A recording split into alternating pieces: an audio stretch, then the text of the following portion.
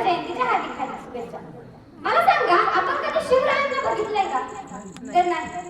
आपण शिवरायांना बघितलंय एखाद्या पुस्तकात, एखाद्या फोटोमध्ये किंवा एखाद्या मूर्तीमध्ये. ज्या राजाला आपण कधी बघितलं नाही त्याचं नाव घेताच आपलं रक्त सरसरतं. तर विचार करा, त्या राजाला साक्षात बघितलं त्याचं काय होत असेल? त्याचं काय होत असेल? राजा आपल्यासोबत बसलाय, राजा आपल्यासोबत बोलतोय, राजा आपल्यासोबत तह करतोय. ही कल्पना एवढी मोठी होती की राजांसाठी फक्त मावळ्यांनी प्राण नाही दिले, तर हसत हसत प्राण दिले. आपल्या संभाजी महाराजांचं काय वाक्य होतं? आपल्या संभाजी महाराजांचं असं वाक्य होतं की हे राज्य व्हावं ही श्रींची इच्छा, हे राज्य व्हावं ही श्रींची इच्छा. मग श्री म्हणजे कोण? श्री म्हणजे कोण? तर श्री म्हणजे आई, माता. एक 15 वर्षाचं पोरगं रायरेश्वराच्या मंदिरात जातं आणि स्वराज्य संस्थापनेची शपथ घेतं आणि स्वराज्य उभं करतं. मग मावळे म्हणायचे की राजे तुमच्यासाठी काय पण, राजे म्हणायचे की राजे तुमच्यासाठी काय पण, आणि राजेही म्हणायचे की मावळ्यांनो तुमच्याहीसाठी काय पण. मग राजांचा एक मावळा होता. पन्हाळ्याच्या खाली एक नेबापूर नावाचं गाव. नेबापूर गावाचं नाव विचित्र आहे, पण तिथला एक मावळा होता. शिवाजी महाले नावातच शिवा. एकदम राजासारखा, दिसायला राजासारखा, बोलायला राजासारखा, वागायला राजासारखा, चालायला राजासारखा, दाढीला राजासारखा, दिसतो राजासारखा. पण राजासारखा दिसून शिवाने त्याचे विचार थांबवले नाही. तर शिवानं राजासारखे विचार सुद्धा केले आणि विचार वाढवलेही.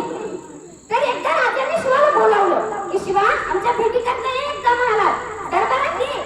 शिवा गेला आणि फेब्रुवारी महिन्यात सिद्धी जोहर नावाचाच जोहर असा खान तिथं आला. पन्हाळ्याला चालून आला आणि त्याला पन्हाळ्याला वेळा टाकला.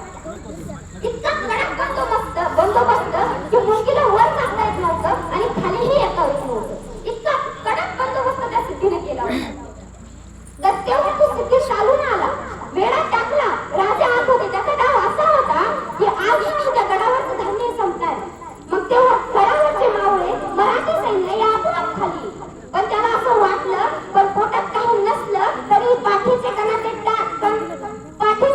दात ठेवतात मराठे, लढतात मराठे, झुंजतात मराठे. तर सिद्धी चालून आला ही बातमी राजांना कळाली. आता कोणाला गडाच्या खालीही जाता येत नव्हतं आणि कोणाला गडाच्या वरही येता येत नव्हतं. तर राजांनी एक युक्ती सुचवली आणि शिवाला वर बोलावलं. शिवा आला. शिवा म्हणाला राजा बोलावलं? राजा म्हणाले हो शिवा मी बोलावलं तुला. शिवा म्हणाला राजा आज अचानक काय त्रास वाटलाय शिवाकडे? राजा म्हणाले अरे शिवा, ए शिवा आम्ही ऐकून आहे की तू अगदी आमच्या सारखाच दिसतो. मग शिवा आम्हाला बघायचंय तू नेमकं आमच्या सारखं कसं दिसतो? शिवा मला राजा आलू किती. शिवा आत गेला. शिवाला राजासाठी कपडी घातली आणि मी शिलपरीतच बाहेर म्हणाला राजा दिसतो की नाही तुमच्या सारखा? राजा म्हणाले अरे शिवा खूप तू तर अगदी आमच्या सारखाच दिसतो की रे. शिवा म्हणला म्हणजे राजा सिद्धी ज्याला मी वाटायला. राजा म्हणाले अरे शिवा तुला कसं कळलं की मी त्या सिद्धीकडे तुला बोलवणार आहे? शिवा म्हणाला राजा एवढी दिवस झाली तुमच्या सोबत राहतोय, एवढं मी नाही करणार आहे मला. राजा हळू आवाजात म्हणाले अरे शिवा तुला माहिती आहे की तुला मी मरणाच्या दारात ढकलणार आहे, तरी तुझ्या चेहऱ्यावरती एवढं हसू कसं रे? शिवा काहीच नाही म्हणाला. राजांचं मन गहिवरून आलं आणि राजांनी त्याला मिठी मारताच राजांच्या डोळ्यातून अश्रू आले. राजा रडायला लागले. शिवा मला राजा येतो मी आता. 2 पालख्या सजवण्यात आल्या. एका पालखीत शिवा काशीत बसला आणि एका पालखीत छत्रपती शिवाजी महाराज बसले. सर्वांनी एकदा घोषणा केली छत्रपती शिवाजी महाराज की जय, छत्रपती शिवाजी महाराज की जय अशी घोषणा दिली. आणि त्या सिद्धीकडे एक पत्र पाठवलं. त्या पत्रावर लिहिलेलं होतं की छत्रपती शिवाजी महाराज हे आज तुमच्या भेटी करतात.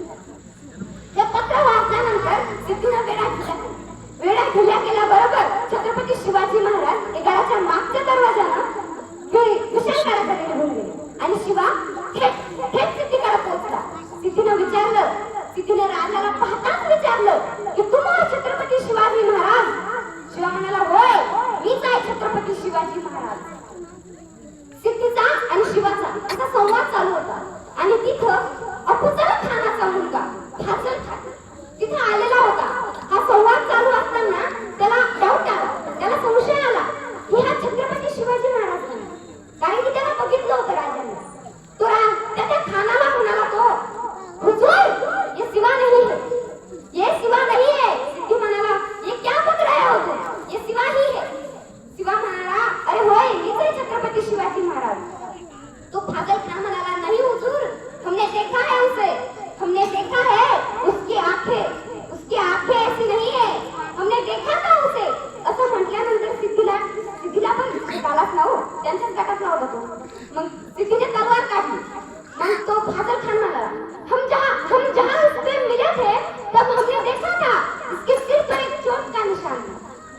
कुणी तलवार घेतली आणि त्याच तलवारीनं त्या शिवाचा मुकुट काढला, असा लुटून दिला आणि त्याला एकही जखम किती जाणवली नाही.